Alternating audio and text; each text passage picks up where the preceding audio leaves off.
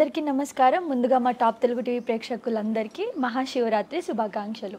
So చాలామంది భక్తులకి చాలా డౌట్స్ ఉంటాయి, చాలా క్వశ్చన్స్ ఉంటాయి. అసలు మహాశివరాత్రి ఎలా జరుపుకోవాలి, ఈరోజు ఏమేమి పాటించాలి, ఏం అసలు పాటించకూడదు, ఏ మంత్రం జపించాలి, అసలు ఈ పూజ ఎలా నిష్టగా చేయాలి అండ్ ఎలా ఫలితం దక్కుతుంది, చాలా వరకు డౌట్స్ అనేవి ఉంటాయి. సో దీనికి సంబంధించి మనతో మాట్లాడడానికి ప్రస్తుతం మనతో పాటు డాక్టర్ బాచుపల్లి సంతోష్ కుమార్ శాస్త్రి గారు ఉన్నారు. ఆయనను అడిగి తెలుసుకుందాం. నమస్తే గురుగారు. నమస్తేనమ్మా. బాగున్నారా? చక్కగా ఉన్నాను. మహాశివరాత్రి ఎందుకు జరుపుకోవడం స్టార్ట్ చేశారు, అసలు దీని యొక్క ప్రత్యేకత ఏంటి? నాగేంద్రహారాయ త్రిలోచనాయ భస్మాంగరాగాయ మహేశ్వరాయ నిత్యాయ శుద్ధాయ దిగంబరాయ తస్మై నకారాయ నమః శివాయ. శివాయ గురవే నమః. మహాశివరాత్రి అనేటువంటి పర్వదినం మాఘమాసంలో కృష్ణపక్ష చతుర్దశి నాడు వస్తుందమ్మా. సంవత్సరానికి మొత్తం 12 శివరాత్రులు ఉన్నాయి. చాలామందికి తెలియదు. అవును, తెలియదు. కేవలం మహాశివరాత్రి మాత్రమే తెలుసు. అవును. కానీ ప్రతి నెల వచ్చేటువంటి మాస శివరాత్రి ఎవరికీ తెలియదు. అవును. ప్రతి నెల కృష్ణపక్షంలో శుక్లపక్ష చతుర్దశి మాస శివరాత్రి. ఓకే. అంటే సంవత్సరంలో 11 మాస శివరాత్రులు, ఒకటి మహాశివరాత్రి. మహాశివరాత్రి అని మనం ఎలా అంటాం? మాఘ కృష్ణ చతుర్దశి. దానికి శివపురాణంలో ఒక ప్రమాణం ఉంది. ఏమిటి? మాఘకృష్ణ చతుర్దశ్యాం ఆదిదేవో మహానిషి శివలింగతయోద్భూతః కోటి సూర్య సమప్రభ. మాఘమాసంలో కృష్ణపక్ష చతుర్దశి అర్ధరాత్రి సమయాన ఆర్ద్రా నక్షత్రంలో ఈశ్వరుడు జ్వలన స్తంభ లింగాకారంలో ఈ భూమి యందు, ఈ జగత్తు యందు అవతరించాడు అని ఆ రోజు నుండే మహాశివరాత్రి అనేటువంటి పేరుతో దీన్ని పిలవడం జరుగుతోంది. దీనికి సంబంధించినటువంటి కథ శివపురాణం, లింగపురాణం, దేవీ భాగవతం, అలాగే వాయు పురాణం, ఇలా అనేక పురాణాల్లో ఈ శివలింగ ఉద్భవానికి సంబంధించినటువంటి కథ. ఇక్కడ ప్రత్యేకంగా చెప్పుకోవలసింది ఏమిటి అంటే, దేవతలందరిలోకెల్లా ఈశ్వరుడిని ఒక పేరుతో పిలుస్తాం. నీకు తెలుసా ఆ పేరేంటో? శివుడు అంటే అందరికీ తెలుసు. శివశబ్దానికంటే ఆయనకి ఇష్టమైనటువంటి శబ్దం ఏమిటి అంటే మహాదేవుడు, మహాదేవ. మహాదేవ. మిగతా వారంతా దేవుళ్ళే, ఆయన ఒక్కడే మహాదేవుడు. ఆయన పక్కన మహా అనేటువంటి శబ్దం ఎందుకు పెట్టారు?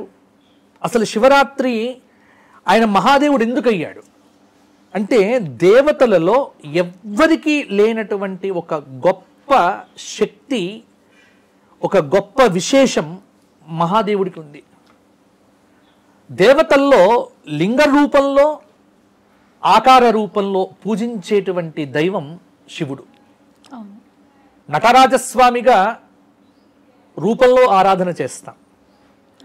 2 అమృత కలశాలతో తనను తాను అభిషేకం చేసుకుంటున్నట్టుగా మృత్యుంజయ స్వరూపంతో ఆరాధన చేస్తాం. అలాగే ఇక్కడ కనిపిస్తున్నట్టుగా లింగాకారంలో ఆరాధన చేస్తాం. ఈ మహాశివరాత్రి అనేటువంటి పర్వదినం ఎందుకు వచ్చింది అంటే, దీనికి సంబంధించినటువంటి కథ దేవీ భాగవత పురాణంలో చెప్పడం జరిగింది. బ్రహ్మకు విష్ణువుకు మధ్య నేనంటే నేను అధికుణ్ణి.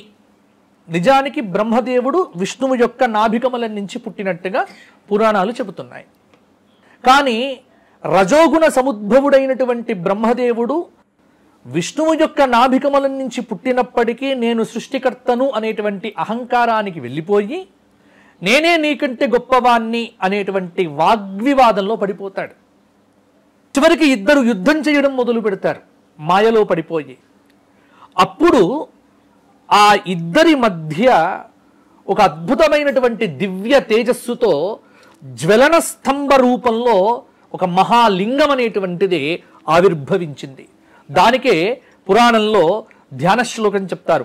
ఆపాతాల నభస్థలంత భువన బ్రహ్మాండమా విస్ఫురత్ జ్యోతి స్ఫాటిక లింగ మౌలి విలసత్ పూర్ణేందువాంతామృతై అని వర్ణన, అద్భుతమైనటువంటి లింగ వర్ణన చేస్తారు. పాతాళము నుండి అంటే దానికి అంతమేమిటో ఆదేమిటో అంతమేమిటో తెలియదు. ఒక అగ్నిస్తంభం, ఒక జ్వలన స్తంభం, ఒక అద్భుతమైనటువంటి ఆకారంలో ఒక ఆకారం ప్రత్యక్షమైంది. దాని నుంచి అవ్యక్తంగా ఒక వాణి వచ్చింది. బ్రహ్మ విష్ణువుకు ఆ ఆకారం చెప్పినటువంటి మాట ఏమిటి అంటే, ఈ లింగము యొక్క అంత్యము ఆది ఎవరైతే ముందు చూసొస్తారో వారు మీలో గొప్పవాడు అని. అప్పుడు బ్రహ్మదేవుడు శ్వేతవరాహ రూపం ధరించి ఆయన వెళ్తాడు. అలాగే విష్ణువు వెళ్తాడు. మొత్తానికి ఇద్దరు కూడా విష్ణువే వరాహ రూపంలో వెళ్తాడు, బ్రహ్మదేవుడు హంస రూపం ధరించి వెళ్తారు. కానీ ఇద్దరికి ఆదేమిటో అంతమేమిటో అర్థం కాదు. విష్ణువు సాత్విక గుణ సంపన్నుడు కదా, నేను చూడలేదు అని చెప్పటానికి ఆయన తిరిగి వస్తాడు. బ్రహ్మదేవుడికి ఒప్పుకోలేదు, నేనే గొప్పవాణ్ణి కావాలి అనేటువంటి దృక్పథంతో ఆయన అబద్ధం చెప్తాడు. ఆ అబద్ధానికి తగినట్టుగానే ఒక 2 సాక్ష్యాలు దొరుకుతాయి ఆయనకు. ఆయన వెతుకుతూ ఉన్నప్పుడు దాని యొక్క కింది భాగం ఎక్కడ ఉందో ఒక మధ్యలో ఒక పుష్పం కనిపించింది. దాని పేరే మొగిలి పువ్వు. ఆ మొగిలి పువ్వును అడిగాట, అమ్మ నువ్వు ఎక్కడి నుంచి వస్తున్నావు అంటే, నేను పైనుంచి కింద పడుతున్నా, ఎన్ని యుగాలైందో తెలియదు, పైనుంచి పడుతూనే ఉన్నా అని చెప్పింది. దేవీ భాగవతంలో ఇదే కథ కొంత వ్యత్యాసంగా క్షీరాభిషేకం చేసినటువంటి గోవు కూడా బ్రహ్మకు ఎదురైంది అని. అప్పుడు గోవును అడుగుతాట.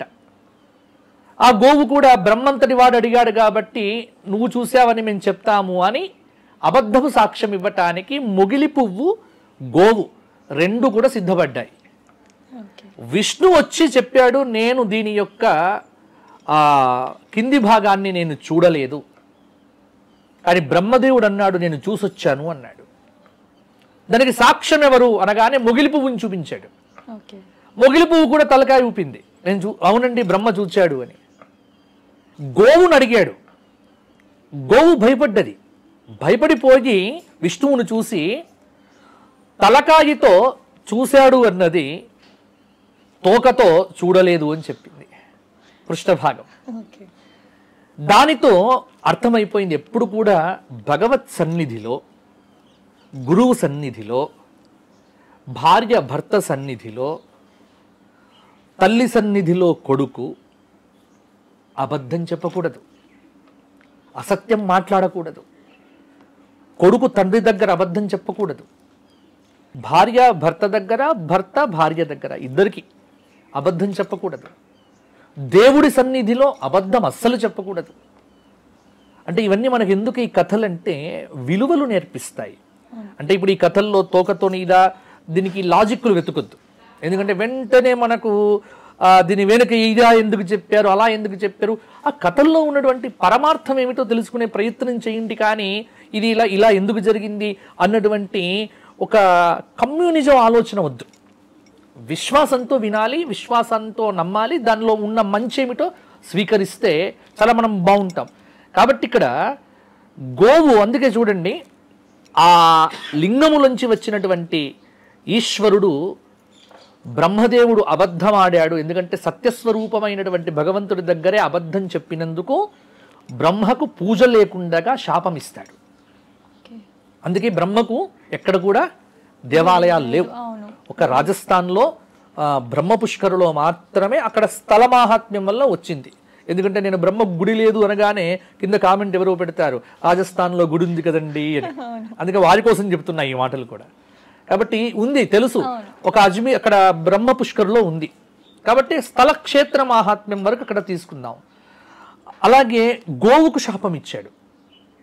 నువ్వు తలకాయతో ఉన్నది అని చెప్పావు, తోకతో లేదు అని చెప్పావు. అంటే తోకతో నిజం చెప్పావు, తలకాయతో అబద్ధం చెప్పావు. అందుకే గోవు యొక్క శరీరంలో తలకాయ భాగాన్ని పూజించరు, తోకను మాత్రమే పూజిస్తారు. అందుకే ఆవు తోకను పట్టుకొని మీద చుట్టుకోవడము, తోకకు నమస్కారం చేయడం. ఎందుకు నమస్కారం చేస్తామంటే గోపుచ్చానికి అంత ప్రాధాన్యం. కారణం ఏమిటి అంటే సత్యమును ప్రతిపాదించింది గోపుచ్చం, అసత్యమును ప్రతిపాదించింది గోవు యొక్క తలకాయే. కాబట్టి అసత్యం బ్రహ్మ చెప్పినా, గోవు చెప్పినా, ఎవరు చెప్పినా ఉపేక్షించేది లేదు. దేవుడి సన్నిధిలో అబద్ధము ఎప్పుడూ చెప్పవద్దు. కాబట్టి ఎప్పుడు కూడా మీరు గుడికి వెళ్తే ఒక్కటి గుర్తుపెట్టుకోండి, ఎన్ని చోట్లనైనా అబద్ధాలు చెప్పొచ్చు కాక భగవంతుడిని మాత్రం మోసం చేయకండి. అక్కడ సత్యంగా ఉండాలి. ఆధ్యాత్మికత అంటేనే సత్యం. కానీ కలియుగంలో ఆధ్యాత్మిక పేరుతోనే మోసాలు ఎక్కువ అవుతున్నాయి. కాబట్టి ఈ విషయంలో జాగ్రత్తగా ఉండాలి అని దేవీ భాగవత కథ. ఇక అసలు కథ మన కథలోకి వద్దాం. ఎప్పుడైతే ఈ బ్రహ్మకు విష్ణువుకు మధ్య జ్వలన స్తంభ రూపంలో ఇది వచ్చిందో ఆ రోజే మాఘమాస కృష్ణపక్ష చతుర్దశి, ఆ రోజే మహాశివరాత్రి. ఆ రోజు నుండి లోకానికి మహాశివరాత్రి పర్వం ప్రారంభమైనట్టు మనకు శివపురాణంలో కథ, దేవీ భాగవతంలో కథ, లింగ పురాణంలో చెప్పినటువంటి కథ. కాబట్టి మహాశివరాత్రి శివుడు లింగ రూపంలో జగత్తులో ప్రాదుర్భవించినటువంటి రోజు, మహాపుణ్యమైనటువంటి రోజు, విశేషమైనటువంటి రోజు. ఈ శివరాత్రి మాహాత్మ్యమును చెప్పేటువంటి కథలు పురాణముల యందు కోకొల్లలుగా మనకు కనిపిస్తాయి. కాబట్టి సంవత్సరంలో శివరాత్రులు 12, కానీ మాఘమాసంలో వచ్చేటువంటి మాస శివరాత్రిని మాత్రం మహాశివరాత్రి అంటారు. మాఘ కృష్ణ చతుర్దశ్యాం ఆదిదేవో మహానిషి అనేది దీనికి ప్రమాణం. కాబట్టి అప్పటి నుంచే మనం శివరాత్రి వ్రతం చేసుకుంటూ ఉన్నామమ్మా. సో ఇప్పుడు గురుగారు ఎలా అంటే శివరాత్రి అనగానే మెయిన్గా అయితే ఉపవాసం, మెయిన్గా అందరూ ఉపవాసం ఉంటారు శివయ్య భక్తులందరూ. కానీ ఉపవాసాలు కూడా చాలా డిఫరెంట్ ఉంటాయి. అంటే కొందరు అలా చెప్తారు, ఇలా ఏంటంటే వాటర్ తాగుతారు, ఒక పూట వాటర్ తాగొచ్చు అంటారు, ఈవినింగ్ ఫ్రూట్స్ తింటారు, కొందరు 12 అవ్వగానే ఫుడ్ తినేస్తారు. సో అలా రకరకాలు చేస్తారు, డ్రై ఫ్రూట్స్ తింటారు. అసలు నిజంగా ఈ ఉపవాసం అనేది ఎలా ఉంటే మనకనేది లాభం ఉంటుంది? మహాశివరాత్రి లోకమంతా ఉపవాసం ఉండవలసిన రోజే. అందుకే పెద్దలు చెప్తారు ఏమిటి అంటే, ఒక సామెత తెలుసు అనుకుంటా నీకు, జన్మానికి ఒక్క శివరాత్రి అని ఒక సామెత ఉంది. అంటే ఈ జగత్తులో మనం తరించాలి అంటే జన్మకు ఒక్క శివరాత్రి వ్రతం చేస్తే చాలు, ఇంకా వేరే పూజలు ఏమక్కర్లే, వేరే ఆరాధనలు ఏవి ఎక్కర్లేదు. జన్మకు ఒక్క శివరాత్రి చాలు తరించటానికి. అంత గొప్పది శివరాత్రి. ఒక జన్మను సార్థకం చేసేటువంటి గొప్ప శక్తి శివరాత్రి వ్రతంకు ఉన్నట్టుగా మనకు పురాణాలు చెప్తూ ఉన్నాయి. మరి ఉపవాసం ఎలా చెయ్యాలి అంటే ఇక దీనిలో చాలా అంతరార్థాలు ఉన్నాయి, పరమార్థాలు ఉన్నాయి, విశేషంగా ఉన్నాయి. ఉపవాసము అంటే వేదాంతపరంగా భగవంతుడి యొక్క సమీపంలో ఉండటమే ఉపవాసము అనేటువంటిది అందరూ చెప్పేటువంటి మాటనే. కానీ లోకంలో ఉపవాసము అంటే తినకుండా ఉండటం అనేది మాత్రం ప్రధానంగా అర్థంగా తీసుకుంటారు. దీనిలో నక్తోపవాసం అంటే రాత్రి నక్షత్రములు వచ్చే వరకు వేచి చూసి ప్రదోషకాలంలో శివుడి మీద బిల్వదళం పెట్టి భోజనం చేస్తే నక్తోపవాసం. నిర్జల ఉపవాసం, నీళ్లు కూడా పుచ్చుకోకుండా చేసేటువంటిది నిర్జలోపవాసం.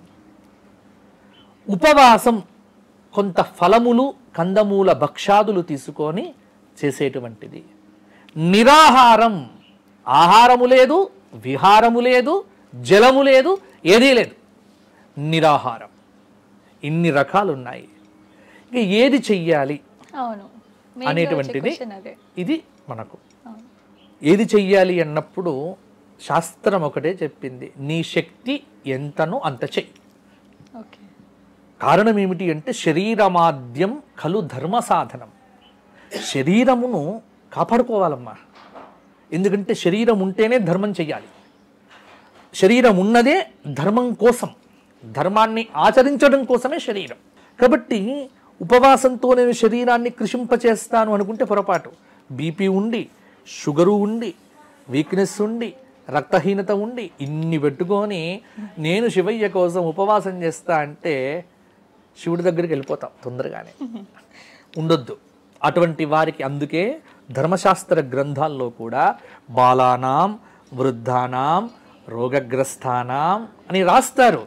పక్కన కండిషన్ సప్లై అని మనం మామూలుగా చదువుకుంటే ఎవరెవరు ఉపవాసం ఉండాలి, ఎవరెవరు ఉండకూడదు, శక్తి ఉన్నటువంటి వారు. ఇప్పుడు నువ్వు ఉన్నావు, యుక్త వయస్సులో ఉన్నావు, నీకు శరీరంలో సత్తువ ఉంది, నువ్వు ఉండొచ్చు, హాయిగా ఉండొచ్చు. నేనున్నాను, నాకు శక్తి ఉంది, నేను ఉపవాసం ఉండొచ్చు. కానీ వయస్సు పెరిగిపోయి 60-70 సంవత్సరాలు వచ్చేసి శరీరంలో రోగాలు ఉన్నప్పుడు ఉపవాసాలు ఉండకూడదు. అటువంటి వారు ఏం చెయ్యాలి? కొంత పలహారమో ఏదైనా, కాబట్టి డ్రై ఫ్రూట్స్ తినటము, తర్వాత కంద మూల ఫలాలు తినటము, అలా ఉపవాసం చేసినా ఫలితం వస్తుంది. ఏమీ తీసుకోకుండా రాత్రి ఎంతవరకు ఉండాలి అంటే, మహాశివరాత్రి లింగోద్భవ సమయము అంటాం. ఈ లింగోద్భవ సమయము రాత్రి 12 గంటల నుంచి 1 గంట మధ్యలో ఉంటుంది. అంటే సూర్యోదయ ప్రమాణాన్ని, సూర్యాస్తమయ ప్రమాణాన్ని లెక్క కట్టి జ్యోతిష్శాస్త్రపరంగా ఆ సంవత్సరం మాఘమాసంలో కృష్ణపక్షంలో చతుర్దశి నాడు లింగోద్భవ సమయం ఏమిటో మా పంచాంగకర్తలు మేము పంచాంగంలో రాస్తాం.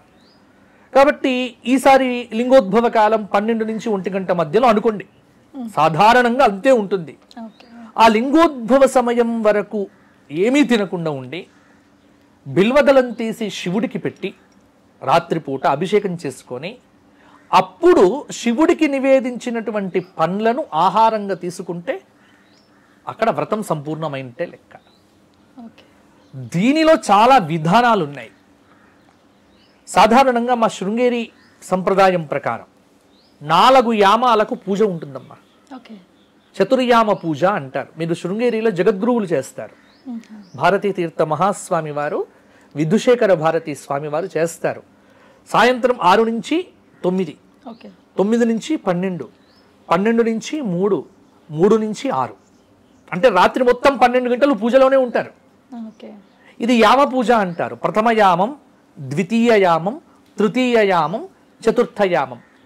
చతుర్థయామ పూజ అయిపోయిన తర్వాత మరలా నిత్య కార్యక్రమాలు పూర్తి చేసుకొని అప్పుడు ఏదైనా ఆహారం తీసుకోవటం, అది ఉపవాస దీక్ష విరమణం.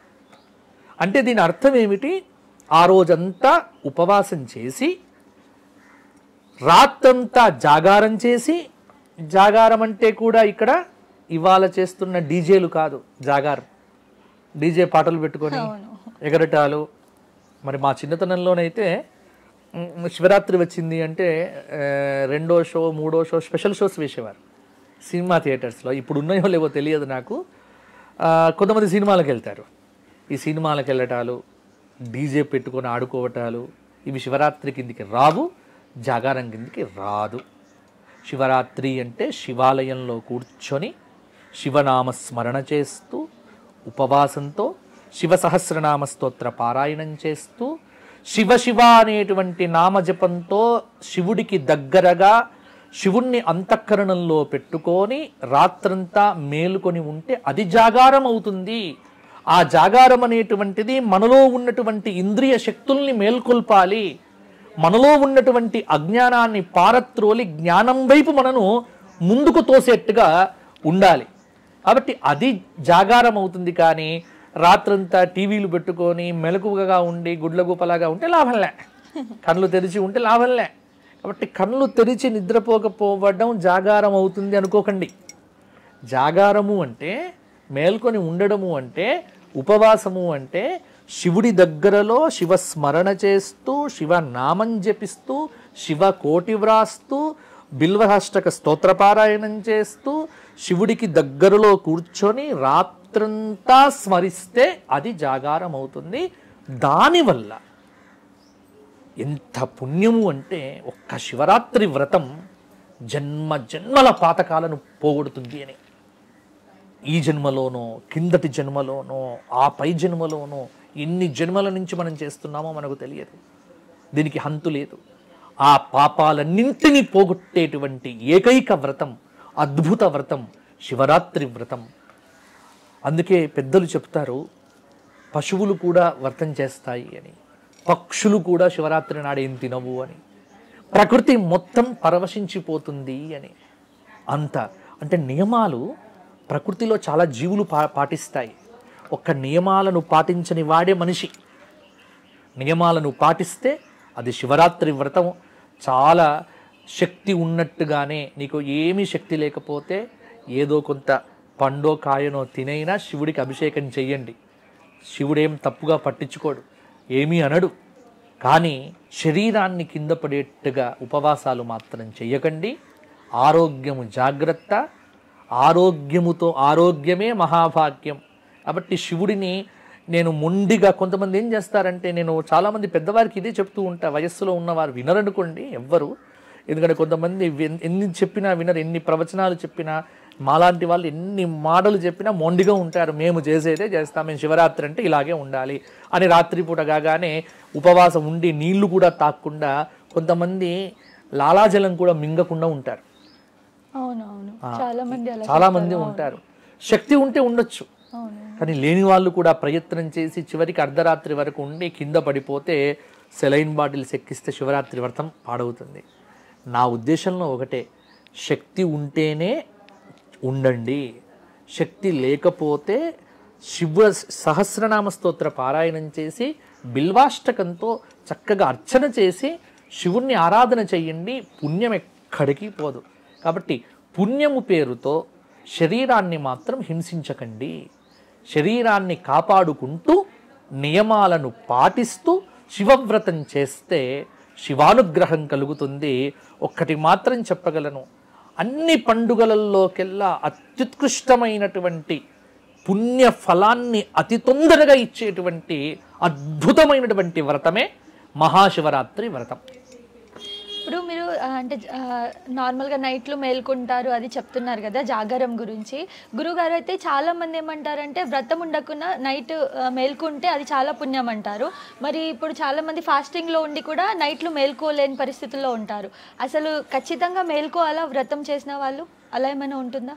వ్రతం చేసినటువంటి వారు మేల్కొని ఉండాలమ్మా, ఖచ్చితంగా ఉండాలి. ఖచ్చితంగా మేల్కొనే ఉండాలి. ఓకే, మేల్కొని ఉంటేనే శివరాత్రి. ఓకే. కాబట్టి కనీస పక్షంలో అరుణోదయ కాలం వరకు, అంటే ఉదయం 3 గంటల వరకు అయినా మేల్కొని ఉండి, ఇంకా అప్పటికి స్నానం చేసి పూజ చేసుకొని, సరే శక్తి లేకపోతే పడుకుంటే పడుకోవచ్చు కానీ ఉదయ పర్యంతము కూడా మేల్కొని ఉంటూ శివస్తోత్ర పారాయణాలు చేస్తూ కనుక కాలం గడిపితే అది జాగారం అవుతుంది. అటువంటి నియమం కలిగినటువంటి ఒక్క శివరాత్రి మన జన్మకు సరిపడినటువంటి పుణ్యాన్ని ఇస్తుంది అనేది శివరాత్రి వ్రత మాహాత్మ్యం అనేటువంటిది చెప్తోంది. అందుకే శివరాత్రి వ్రత మాహాత్మ్యం అనేటువంటి పేరుతో శ్రీనాథ మహాకవి తెలుగులో ఒక అద్భుతమైనటువంటి కావ్యమే రాసినాడు. శివరాత్రి గురించి ఎన్నో పురాణాల యందు అంతులేని వర్ణన ఉంది. ఎన్నో శివరాత్రికి సంబంధించినటువంటి కథలు చాలా వరకు పురాణాల్లో చెప్పబడి ఉన్నాయి. కాబట్టి నేను ఒక్కటే చెప్తున్నా, ఏమిటి అంటే, మీకు సాధ్యమైతేనే ఉండగలిగితేనే ఉండే ప్రయత్నం చెయ్యండి. లేకపోతే బిల్వదలను తీసి పెట్టుకొని బిల్వాష్టకం చేసైనా ఆ రోజు శివస్మరణ చేసి హాయిగా విశ్రాంతి తీసుకోండి. కానీ జాగారం పేరుతో వికృతమైన వేషాలు వేయకండి. సంప్రదాయాన్ని సంప్రదాయంగా ఉంచండి, ధర్మాన్ని ధర్మంగానే ఆచరించండి.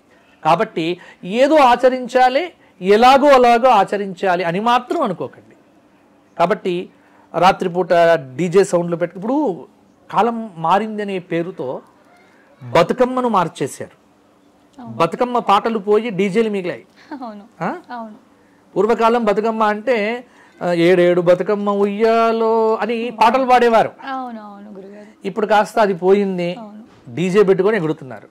శివరాత్రి వ్రతం రాత్రిపూట జాగారం ఉండాలి అని అందరూ గుమ్మికూడి కూర్చొని పాటలు పెట్టుకొని కాలం గడపడం కాదు. శివస్మరణతో, శివస్తోత్రములతో, శివనామ సంకీర్తనంతో, అహరహము శివభావనతో చిదానంద రూప శివోహం శివోహం అనే ఆత్మానుసంధానపూర్వకమైనటువంటి భక్తితత్వాన్ని అనుభవిస్తూ చేసేటువంటి అద్భుత వ్రతమే మహాశివరాత్రి వ్రతం. గురుగారు, ఈరోజు పూజ ఎలా చేయాలి అంటే, మార్నింగ్ నుంచి కొందరు ఈవినింగ్ వెళ్తారు, ఈవినింగ్ అభిషేకం చేస్తారు లింగానికి, అండ్ కొందరు మార్నింగ్ వెళ్తారు. అసలు ఈరోజు ఏ మంత్రం జపిస్తే బాగుంటుంది? అండ్ అంటే ఈ మహాశివరాత్రి రోజు మార్నింగ్ నుంచి ఈవినింగ్ వరకు ఎలా ఉండాలి ఏంటి అన్నది ఏమైనా చెప్పగలరా? తప్పకుండా చెప్తానమ్మా.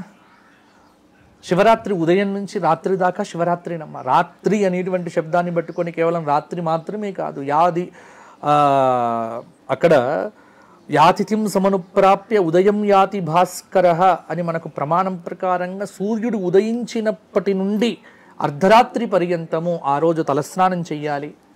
పొద్దున్నే శివాలయంకు వెళ్ళిరండి, చక్కగా శివ స్తోత్రపారాయణం చెయ్యండి, శివకోటి వ్రాయండి, ఎవరికైనా దాన ధర్మాలు చెయ్యండి. ఆ రోజు చెడు మాటలు మాట్లాడకండి, చెడు సంభాషణ చెయ్యకండి, మద్య మాంసాదులు ముట్టుకోకండి, తినకూడని పదార్థాల వైపు వెళ్ళకండి, సాత్విక భావంతో ప్రవర్తించండి. ఆ రోజంతా కూడా వీలైతే మనస్సు శివమయం చేసుకొని దేహమంతా శివుడే అన్నటువంటి భావంతో పంచభూతాల్లో కూడా శివతత్వాన్ని అనుభవిస్తూ అష్టమూర్తి స్వరూపంగా జగత్తు యందు ప్రాదుర్భవించినటువంటి ఆ మహాదేవుడిని శరీరమంతా ఆపాదించుకొని సర్వం శివమయం జగతు అన్నటువంటి తాదాత్మ్య భావనతో శివరాత్రి వ్రతాన్ని ఆచరిస్తే సరిపోతుంది. ఏ నామం చెయ్యాలి? పంచాక్షరీ నామం, పంచాక్షరీ మంత్రం. ఇక్కడ ఎవరికైతే ప్రణవంతో కూడినటువంటి ఓంకారంతో కూడినటువంటి పంచాక్షరి జపము యందు అర్హత ఉంటుందో వారు ఆ పంచాక్షరి చెయ్యవచ్చు. లేనటువంటి వారు ఇప్పుడు నేను చెప్పేటువంటి అందరూ చేయదగినటువంటి నామం నేను చెప్తున్నాను వినండి. శ్రీ శివాయ గురవే నమః. ఈ నామం చేయండి. శ్రీ శివాయ గురవే నమః అంతే, సరిపోతుంది. లేకపోతే శివాయ నమః చాలు. ఈ నామం సరిపోతుందమ్మా. ఈ నామము ఈ రోజంతా చెయ్యండి. లేకపోతే శివ సహస్రనామం ఉంది, మహాభారతంలో అనుశాసన పర్వంలో వస్తుంది. శివ సహస్రనామ పారాయణం శివరాత్రి వ్రతం రోజున చేసిన లేకపోతే విన్నా, కొంతమంది నన్ను అడుగుతారు ఏమిటి గురుగారు మాకు శివ సహస్రనామం అంత తొందరగా రాదు, ఉచ్చారణ పలకదు. దానికోసం ఏం చేస్తారు? యూట్యూబ్ చూడండి, శివ సహస్రనామాలు ఉన్నాయా? ఉన్నాయి. హాయిగా పెట్టుకోండి, పుస్తకం ముందర పెట్టుకోండి, అది వింటూ చూడండి, పారాయణం అయిపోతుంది. చెయ్యాలనే సంకల్పం ఉంటే పూజ ఎలా అయినా చెయ్యొచ్చు. అలాగే పూజ చెయ్యాలి, ఎలా చెయ్యాలి? ఒక శివలింగం ఉంటే హాయిగా ఒక చెంబు నీళ్లు తీసుకొని హరహర మహాదేవ అనేటువంటి నామం చెప్పి నీళ్ళు పోయండి. మహాదేవ మహాదేవ మహాదేవ దయానిధే అది చెప్తూ పోయండి. చెయ్యాలనే సంకల్పం ఉంటే రాయిని శివుడిగా భావించి అభిషేకం చేసిన శివుడు అనుగ్రహిస్తాడు. కాబట్టి శివాలయ దర్శనం చేసుకోండి. ఈ రోజంతా నియమంగా ఉండాలి. శివరాత్రి వ్రతం అంటే రోజటిలాగా ఉండటం మాత్రం కాదు, తలస్నానం తప్పకుండా చెయ్యాలి. స్నానం చేసిన తర్వాత నొసట 3 రేకుల విభూతిని తప్పకుండా ధరించాలి. మారేడు దళములు తీసుకొని వెళ్ళి శివలింగం మీద పెట్టాలి. గంగా జలముతో శివలింగానికి అభిషేకం అనేటువంటిది చెయ్యాలి. శివ స్తోత్ర పారాయణాదులు చెయ్యాలి. ఉదయం నుంచి రాత్రి వరకు కూడా శివాయ నమః, శివాయ నమః, శివాయ నమః, నమః శివాయ, నమః శివాయ, శివాయ గురవే నమః ఇది చేస్తే సరిపోతుంది. చక్కటి ఫలితం వస్తుంది. గురుగారు ఇదైతే చాలా బాగా క్లారిటీ ఇచ్చారు మా వ్యూయర్స్కి. అంటే బాగా అర్థమవుతుంది అంటే ఏం చేయాలి అని చాలా మంది క్వశ్చన్స్ ఉంటాయి. ఇంకొకటి ఏంటంటే మండేనే వస్తే శివరాత్రి వ్రతం అనేది స్టార్ట్ చేయాలని చాలా మందికి ఉంటుంది. సోమవారం అది నాకు తెలిసి 5 సంవత్సరాలకు ఒకసారి వస్తుందని అనుకుంటున్నా. అదే ఎందుకు అలా అంటారు అన్నది క్లారిటీ కావాలి గురుగారు. ఒకటమ్మా, శివరాత్రి సోమవారం నాడు వస్తేనే ఆచరించాలి అనేటువంటిది నమ్మకం. ఓకే, నన్ను అడిగితే శివరాత్రి ఎవరు ఆచరించాలి ఎవరు ఆచరించకూడదు అనేది ప్రశ్నే లేదమ్మా. ఈ భూమి మీద పుట్టినటువంటి హిందూ ధర్మాన్ని ఆచరిస్తున్నటువంటి ప్రతి వ్యక్తి శివరాత్రి వ్రతం చెయ్యవలే. నేను చెయ్యను అని అన్నాను అనుకోండి, వాడి కర్మ వాడిని విడిచిపెట్టండి. కానీ భూమి మీద పుట్టిన ప్రతి సనాతన ధర్మాన్ని అవలంబిస్తున్నటువంటి ప్రతి వ్యక్తి కూడా శివరాత్రి వ్రతం చేయవలసిందే. కాబట్టి ఎప్పుడు పట్టాలి? ఈ సంవత్సరం వచ్చింది పట్టండి. సోమవారం వస్తే విశేషం, ఇంకా విశేషం. ఎందుకంటే శివుడికి సంబంధించినటువంటి వారం సోమవారం కదా. సోమవారం నాడు శివరాత్రి వచ్చింది అంటే అది అద్భుతమైనటువంటి రోజు. ఆ రోజు తప్పకుండా పట్టండి. మరి మంగళవారం నాడు వస్తే, బుధవారం నాడు వస్తే, గురువారం నాడు వస్తే, శుక్రవారం నాడు వస్తే, శనివారం నాడు వస్తే, ఆదివారం నాడు వస్తే పట్టకూడదా? పట్టొచ్చు. అది కూడా పట్టొచ్చు, పట్టకూడదు అనేది ఏం లేదు. సోమవారం వస్తే విశేషం, రానంత మాత్రాన దానికి విశేషం తగ్గిపోతుంది అని అనుకోవద్దు. శివరాత్రి ఏ రోజు వచ్చినా విశేషమేనమ్మా. ఇంకా విశేషం ఏమిటి అంటే సోమవారం వస్తే ఇంకా విశేషం. కాబట్టి ఇక్కడ ఒక్కొక్క దానికి గొప్పతనం చెబుతూ వెళ్ళారు. అంతేగాని ఎప్పుడు సోమవారం వస్తుందా అని 5 ఏళ్ల వరకు ఎదురు చూసి నీ జీవితంలో విలువైన 5 సంవత్సరాలను వ్యర్థం చేసుకోకండి. మనం పుణ్యం చెయ్యాలి అంటే వెంటనే చెయ్యాలి. ఇంకా రేపా మీ ఎల్లుండా మీ వద్దు. ఈ సంవత్సరం శివరాత్రి పట్టేసేయండి. ఏ రోజు వచ్చినా శివరాత్రి అనేటువంటిది ఆచరణీయం, తప్పకుండా చేయవలసింది. సోమవారం వస్తే అదృష్టం, రానంత మాత్రాన మేము పట్టమండి, ఎప్పుడు సోమవారం వస్తే అప్పుడే నేను శివరాత్రి వ్రతం మొదలు పెడతా అని మాత్రం అనకండి. ఇలా చెయ్యాలి అని మాత్రం లేదు. ఇది లోకంలో ఒక అభూత కల్పన. కాబట్టి నాకు జ్ఞానం తెలిసినప్పటి నుంచి నేను శివరాత్రి వ్రతం చేస్తున్నా. ఇక్కడ కూడా ఒకటి ఏంటంటే లోకంలో చాలా సందేహాలు ఎలా పడిపోయాయి అంటే ఆచరణ యోగ్యం కానటువంటి విధానాలు పెట్టారు. ఒక్కసారి శివరాత్రి ఉపవాసం ఉంటే ఇక జన్మంతా ఉండాలి. అవును, ఇది కూడా ఉంది గురుగారు, అడుగుదాం అనుకున్నా నేను మిమ్మల్ని. నాకు తెలుసు, ఎందుకంటే ఖచ్చితంగా అంటారు నన్ను ప్రతి సంవత్సరం అడిగేటువంటివి. ఒకసారి చేస్తే ఎప్పటికీ చెయ్యాలి.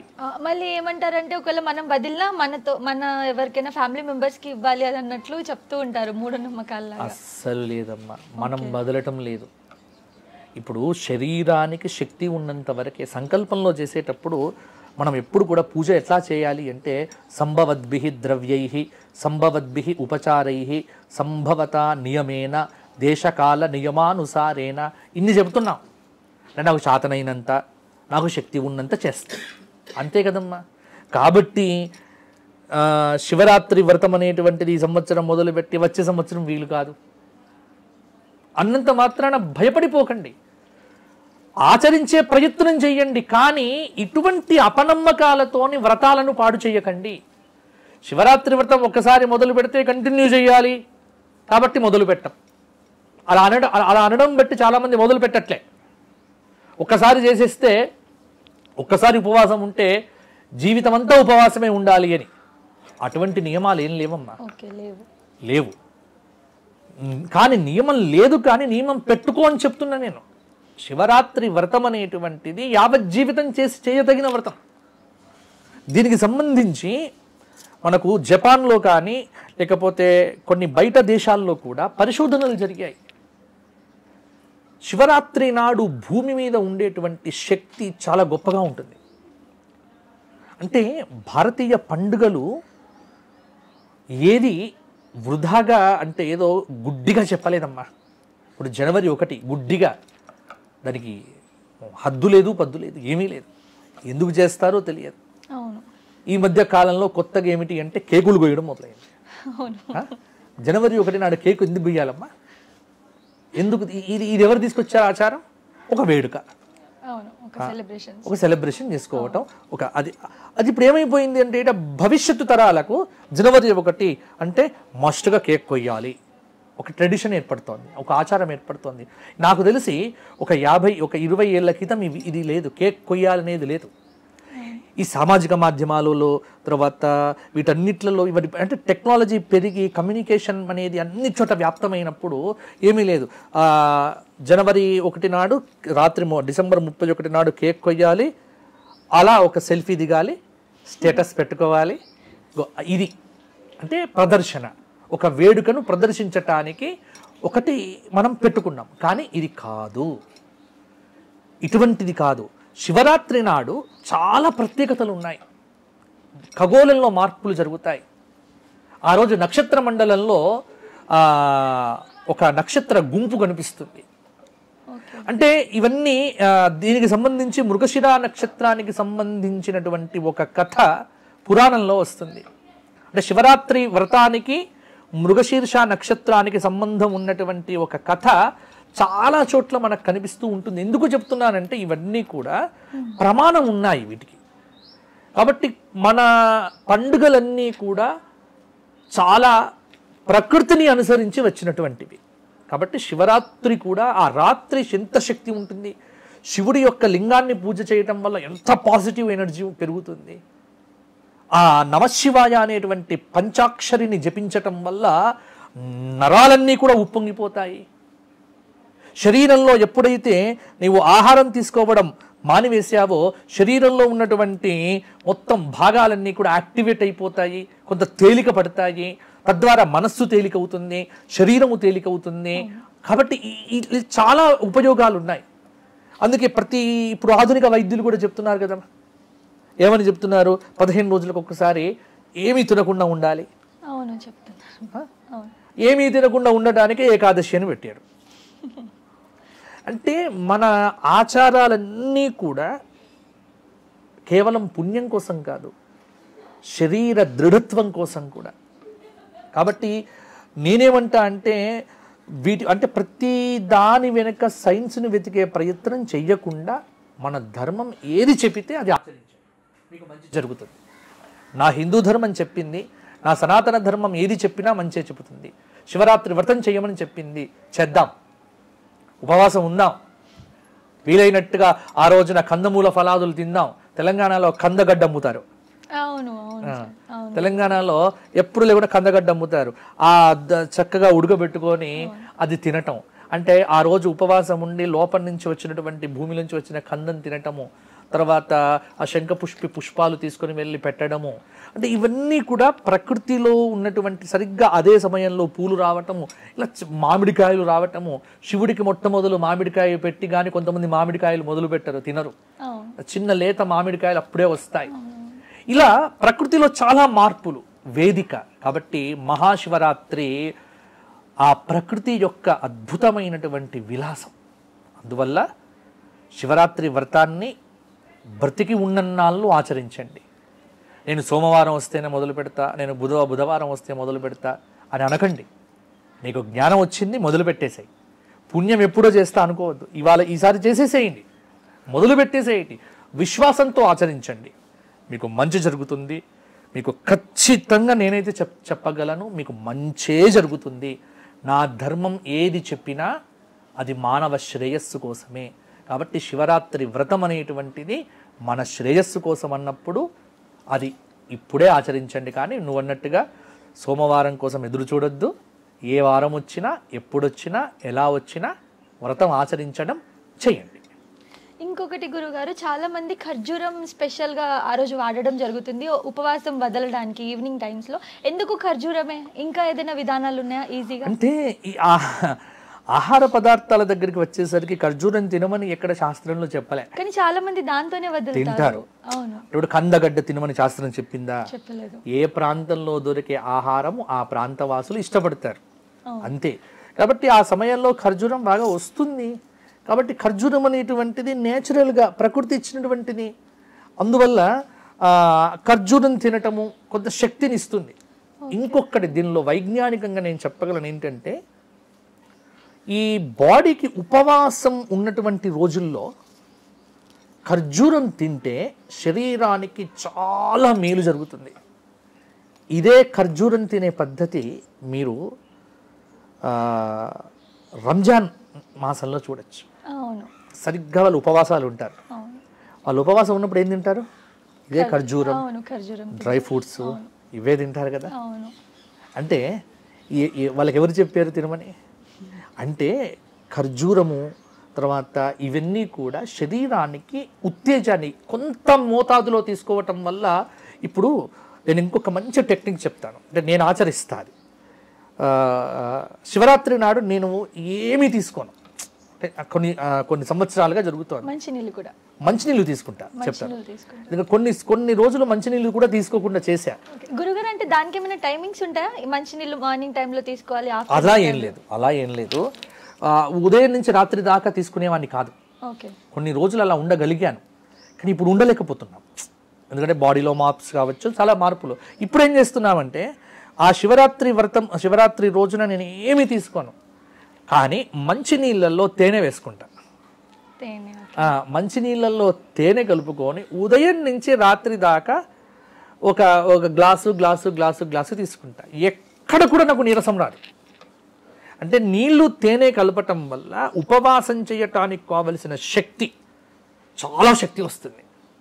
నేను మహాశివరాత్రి రోజున అది తీసుకొని 3 చోట్ల ప్రవచనాలు చాలా అన్ని చేస్తా. ఎందుకు అంటే ఇదే రహస్యం, ఏమీ లేదు. తేనె నీళ్ళు మంచి తేనె నీళ్ళలో కలుపుకొని బాడీని యాక్టివేట్ చేస్తుంది. చాలా ఎనర్జీగా ఉంటాను, నేను చాలా ఎనర్జీతో ఉంటాను. కాబట్టి ఇటువంటివి, కాబట్టి ఖర్జూరం తింటే కూడా అంతే ఎనర్జీ వస్తుంది. అది ఏదైనా నియమం అయితే లేదు, ఖర్జూరం తినాలి, ఉపవాసం ఉంటే ఖర్జూరం తినాలి అని ఎక్కడ శాస్త్రంలో చెప్పరు. ఏది తినాలో ఏది చెప్పలేదు. మనుషులు క్రియేట్ అంటే మనం చేసుకున్నది ఇదంతా. ఏది పదార్థం దొరికితే, ఇప్పుడు మా దగ్గర ఏకాదశి ఉపవాసం చేసినప్పుడు తెలంగాణ ప్రాంతంలో మా ఊర్లో చపాతీలు తింటారు, పులుకాలు, రొట్టెలు, పూరీలు తింటారు.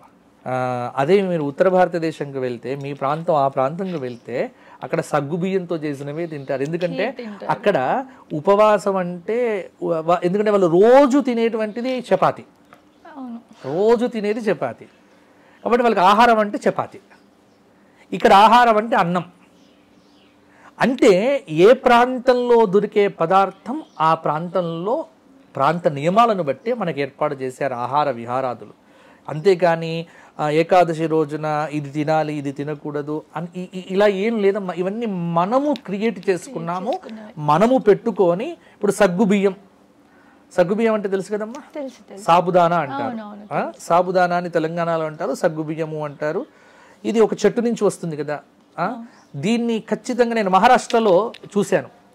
వాళ్ళు సగ్గు బియ్యంతోనే వడ చేస్తారు, సగ్గు బియ్యంతో ఉప్మా చేస్తారు, సగ్గు బియ్యంతో పాయసం చేస్తారు. అన్ని సగ్గు బియ్యంతోనే ఉంటాయి ఏకాదశి రోజున, అన్ని తింటారు. అది నిరాహారం కిందకి వస్తుంది, అది నిరాహారం అట వాళ్ళకి.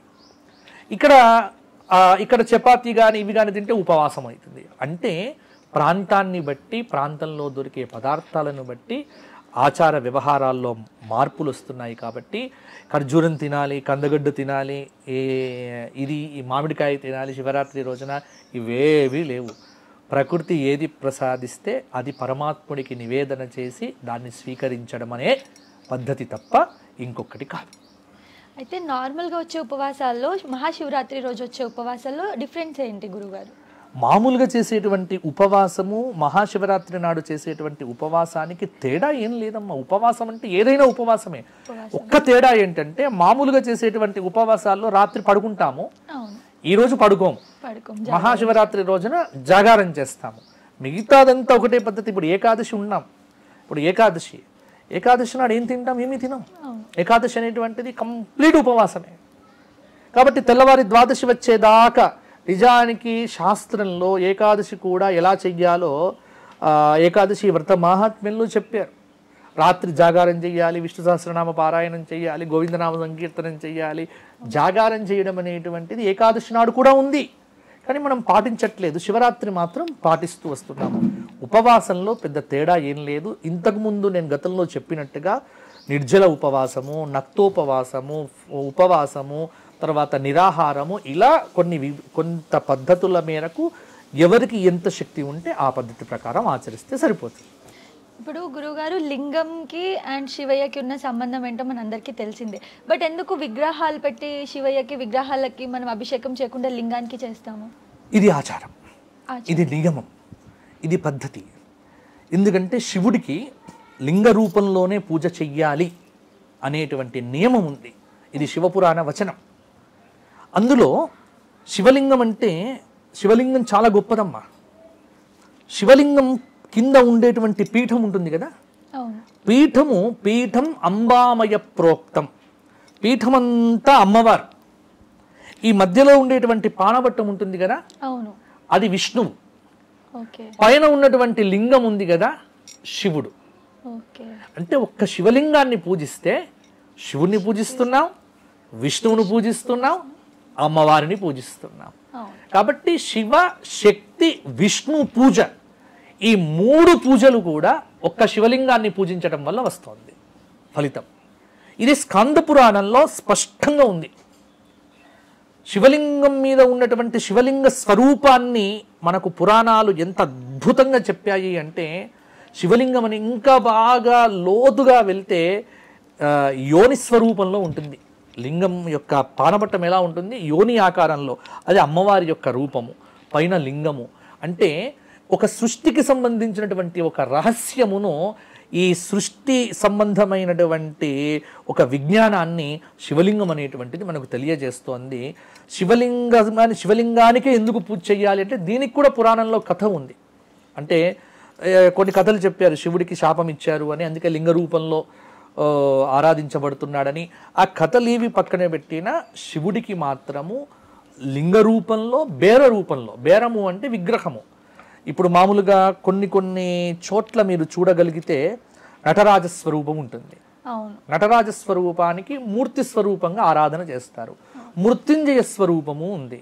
మృత్యుంజయ స్వరూపానికి మంత్రశాస్త్ర ప్రకారంగా ఇలా చేతుల్లో అమృత కలశాలు పెట్టుకొని మీద అమృతాన్ని అభిషేకం చేసుకుంటున్నట్టుగా ఉండేటువంటి మృత్యుంజయుడికి కూడా ఆరాధన ఉంది.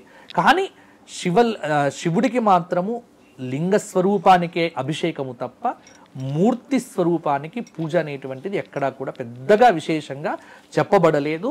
దానికి అనేక కారణాలు ఉన్నాయి. అనేక కారణాల్లో శివుడికి విగ్రహ ఆకారం అనేటువంటిది లేకుండా లింగానికే పూజ చెయ్యాలి అనేటువంటి ఒక శాపం ఇచ్చినట్టుగా మనకు కొన్ని పురాణ కథలు అనేటువంటివి చెబుతూ ఉన్నాయి.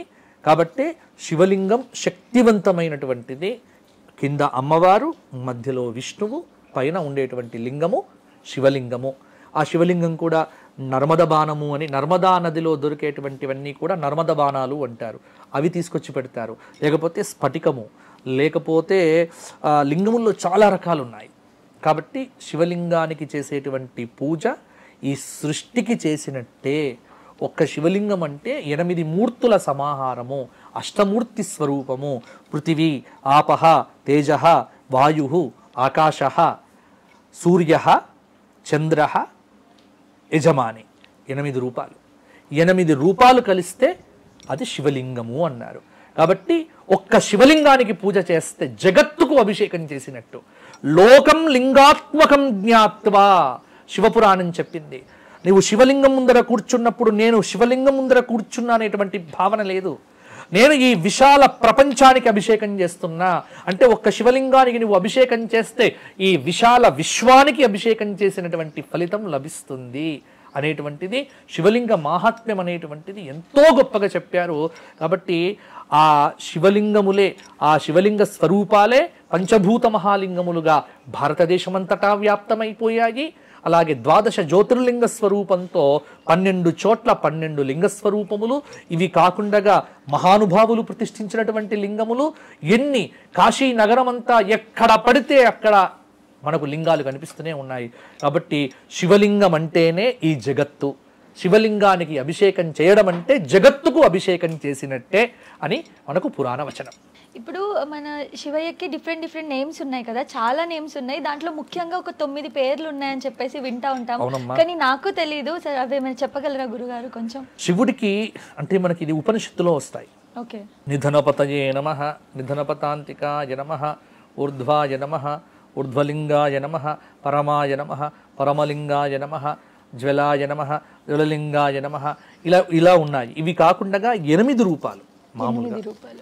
అంటే శర్వాయ నమః, శర్వాయ క్షితిమూర్తయే నమః. అంటే భూమి యందున్నటువంటి శివుడిని శర్వుడు అని పిలుస్తారు. జలమునందున్నటువంటి శివుడిని భవుడు అని పిలుస్తారు. అలాగే ఆకాశములో ఉన్నటువంటి శివుడిని భీముడు అని పిలుస్తారు. ఇలా ఒక్కొక్క భూతమును అధిష్ఠించినటువంటి శివతత్వానికి ఒక్కొక్క పేరు అనేటువంటిది శివపురాణం చెప్పడం జరిగింది. ఇవి కాకుండా 1000 నామాలు శివుడికి సంబంధించినటువంటివి పురాణంలో ఉన్నాయి. కాబట్టి మనకు సద్యోజాతాది 5 రూపాలు ఉన్నాయి. మనకు శాంతం పద్మాసనస్థం శశిధర మకుటం పంచవక్త్రం త్రినేత్రం సద్యోజాత అఘోర వామదేవ తత్పురుష ఈశానం అనేటువంటి పంచముఖములు. కాబట్టి ఇవి 5 రూపాలు ఉన్నాయి. అలాగే 8 రూపాలతో ఉన్నటువంటి అష్టమూర్తి రూపాలకు 8 పేర్లు అనేటువంటివి చెప్పబడ్డాయి. యజమాని ఉన్నాడు, యజమానిని సాంబుడిగా పిలుస్తారు. కాబట్టి ఆకాశంలో ఉన్నటువంటి శివుడిని భీముడిగా పిలుస్తారు. అలాగే తేజస్సు, అగ్నిలో ఉండేటువంటి శివుడు అద్భుతమైనటువంటి తేజస్సు అరుణాచలంలో అగ్నిలింగంగా మనకు అద్భుతంగా వెలుగొందుతోంది. కాబట్టి ఆ రుద్ర నమక చమకాన్ని కనుక పరిశీలన చేస్తే ఈ సర్వ ప్రపంచము, ఈ అండపిండాత్మకమైనటువంటి బ్రహ్మాండము, మనం నడిచే నేల, పీల్చే గాలి, తాగే నీరు, వేసుకున్నటువంటి ఈ బంగారు ఆభరణాలు, అలాగే ఇవాళ వాడుతున్నటువంటి ఖనిజాలు, ఈ మొత్తం అంతా కూడా శివుడి యొక్క అనుగ్రహమే. మనకు ఇప్పుడు బంగారం ఉంది కదమ్మా, బంగారం ఎక్కడి నుంచి వచ్చింది? శివుడి రేతస్సు. వెండి ఎక్కడి నుంచి వచ్చింది? శివుడి రేతస్సు. లోపల భూమి యందున్నటువంటి ఖనిజములు మొత్తం కూడా శివానుగ్రహమే. కాబట్టి ప్రతి వ్యక్తి యొక్క ఉచ్ఛ్వాస నిశ్వాసలో శివుడై మనందరినీ బతికిస్తున్నాడు. ఆ శివుడు ఉన్నంతకాలమే మనమందరం నవ్వుతున్నాం, మాట్లాడుతున్నాం. శివుడు మనలోంచి వెళ్ళిపోతే శవము అంటున్నాం. కాబట్టి శివము ఉన్నంత వరకే మాట్లాడగలము. శివము పోయింది, శవము మిగిలింది. కాబట్టి శివుడు అన్ని చోట్ల ఉన్నాడు, అంతటా ఉన్నాడు, అనేక నామాలతో కీర్తించబడుతున్నాడు. అనేక నామములతో కీర్తించబడుతున్నటువంటి ఆ మహాదేవుడికి మనం ఎప్పుడూ సాష్టాంగ నమస్కారములు చెయ్యాలి.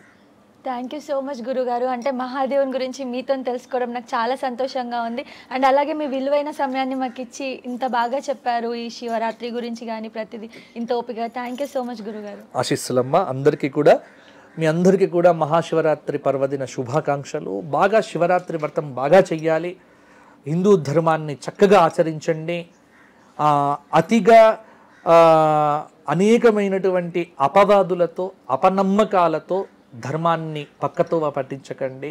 సనాతన ధర్మాన్ని అంగీకరించి సనాతన ధర్మం వైపు అడుగులు వేస్తే మీరందరూ కూడా శివులైపోతారు. కాబట్టి సర్వం శివమయం జగత్. సబ్స్క్రైబ్ చేయండి. Please do subscribe to Please like, share and subscribe to top Telugu TV. Top Telugu TV. Top Telugu TV. Top Telugu TV.